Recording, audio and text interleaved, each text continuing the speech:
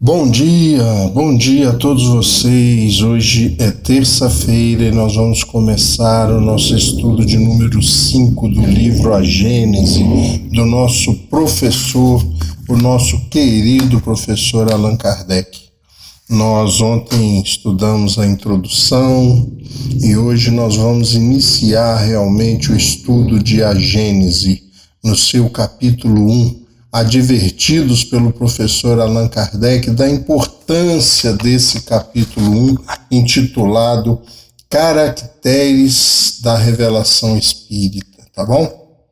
Todos preparados? Que agora nós vamos realmente iniciar o estudo, como eu disse, com a ressalva, com a recomendação do professor Allan Kardec de que devemos ter extrema atenção para a importância desse primeiro capítulo. Ele diz ali, olha, ontem para a gente, chamamos para este ponto toda a atenção, porque nele se encontra, de certo modo, o nó da questão, falando dos caracteres da revelação espírita. Vamos lá?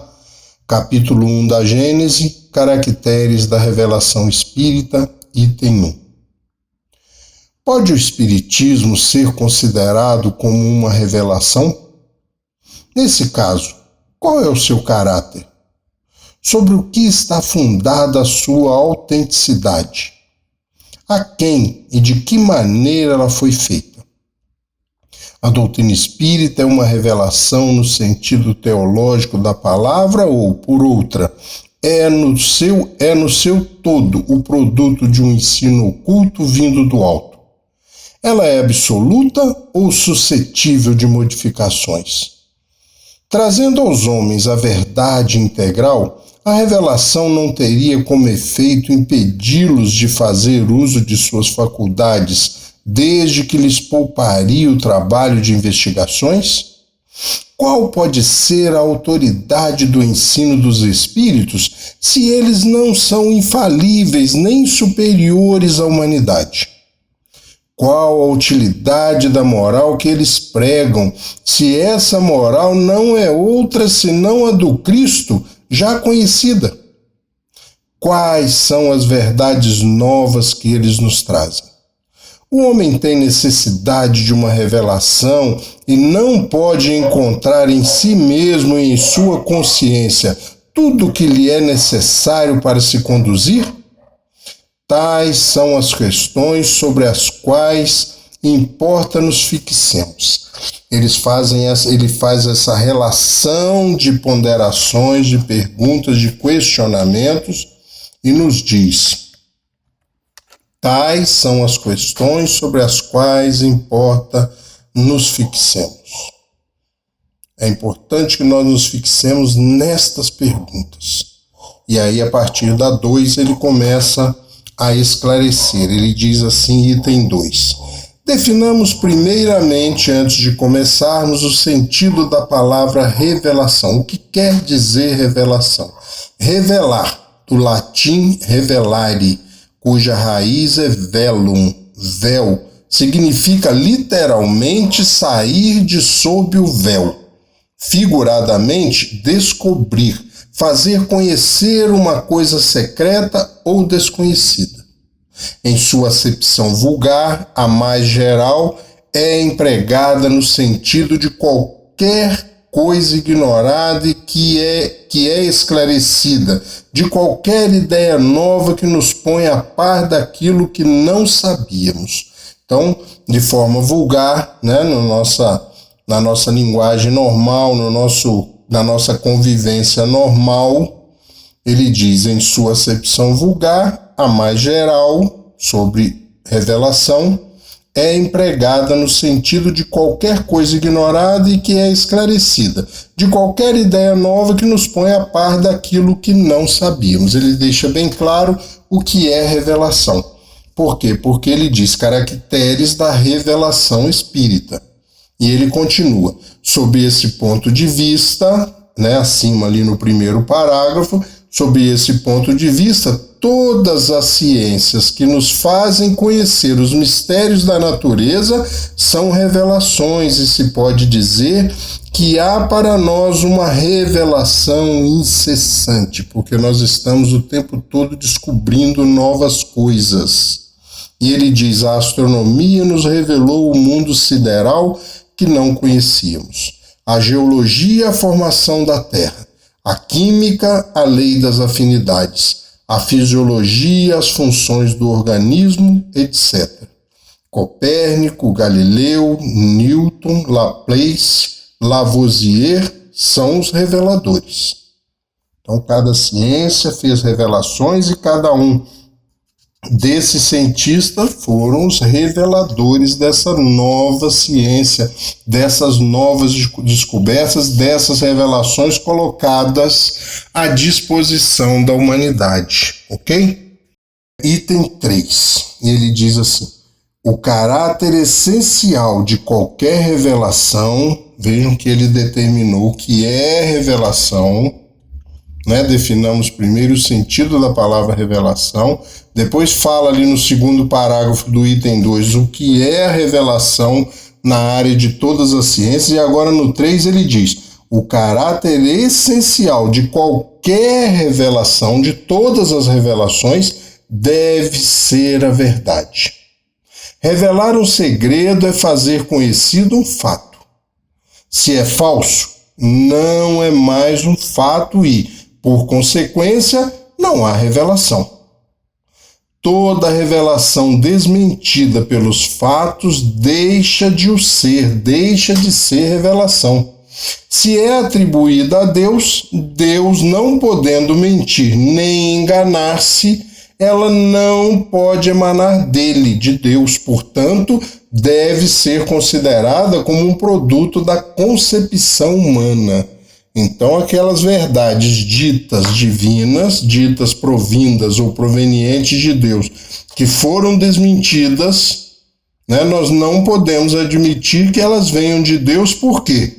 Não podendo mentir nem enganar-se, Deus, ela não pode emanar dele, portanto, deve ser considerada como um produto da concepção humana. Item 4. Qual é o papel do professor diante de seus alunos, se não o de um revelador? Olha só a pergunta que Kardec coloca. Qual é o papel do professor diante de seus alunos, se não o de um revelador? Ele lhes ensina aquilo que não sabem, o que não teriam tempo nem possibilidade de descobrir por si mesmos, porque a ciência é a obra coletiva dos séculos e de uma multidão de homens que trouxeram, cada um, o seu contingente de observações, e das quais se aproveitam aqueles que vêm depois. Então, o conhecimento é acumulativo. O ensino é assim, na realidade, a revelação de certas verdades científicas ou morais, físicas ou metafísicas, feita por homens que as conhecem, a outros que as ignoram e que permaneceriam ignorantes se assim não fosse. Muito legal, o ensino é assim, na realidade, a revelação de certas verdades científicas ou morais, físicas ou metafísicas, feita por homens que as conhecem, a outros que as ignoram e que permaneceriam ignorantes se assim não o fosse. É muito interessante, pessoal. A Gênese, nós vamos assim ficar abismados o tempo todo. E nós temos que tomar cuidado para não cair na rotina do estudo, para não deixar de observar a clareza da construção das ideias. Aqui a doutrina espírita já estava totalmente estruturada. Esse livro vem como um complemento. Lembra-se que nós falamos que essa obra é a obra onde os espíritas se dizem com mais dificuldade de compreensão, de entendimento e de continuidade no seu estudo? Por isso, porque é necessário, se fez necessário, se faz necessário, atestado e certificado por Kardec a necessidade do estudo das outras obras. Ela estava pronta há muito tempo, mas era preciso esperar para que as outras 4 obras se sedimentassem. E aí nós trouxemos essa, diz Kardec. Olha que coisa, gente. Qual o papel do professor diante de seus alunos, se não de um revelador? E a gente fica abismado com a clareza. O ensino é assim, na realidade, a revelação de certas verdades científicas ou morais, físicas ou metafísicas, feita por homens que as conhecem, a outros que a ignoram e que permaneceriam ignorantes se assim não fosse. O processo do conhecimento é acumulativo. Nós devemos isso àqueles que nos antecederam, lembrando-nos que somos também herdeiros de nós mesmos. Desculpe, eu estou entusiasmado com esse estudo, pessoal. Nós reencarnamos, então nós somos herdeiros também das nossas obras, dos nossos feitos, das nossas realizações. Isso dá uma grandeza assim, de percepção, de entendimento, que eu fico muito entusiasmado e o Espiritismo não para de me entusiasmar, sabe? Eu fico muito entusiasmado com esses estudos, como o menino que está descobrindo, e na realidade a gente não está descobrindo, porque a gente já estudou tudo isso, mas mesmo assim nós ficamos encantados. Vamos lá? Item 5. Olha só. Mas o professor ensina só aquilo que aprendeu. É um revelador de segunda ordem. O homem de gênio ensina aquilo que descobriu por si mesmo. É o revelador primitivo. Ele traz a luz que pouco a pouco se vulgariza. Onde estaria a humanidade se as revelações dos homens de gênio que surgem de tempos em tempos? Onde estaria a humanidade se essas revelações não tivessem acontecido? Onde estaria a humanidade sem as revelações dos homens de gênio que surgem de tempos em tempos? Mas o que constitui os homens de gênio? Por que são homens de gênio? De onde vieram? O que é feito deles? Notemos que sua maior parte denota, ao nascer, faculdades transcendentes e conhecimentos inatos que apenas um pouco de trabalho é suficiente para desenvolver. Eles pertencem realmente à humanidade, pois nascem, vivem e morrem como nós.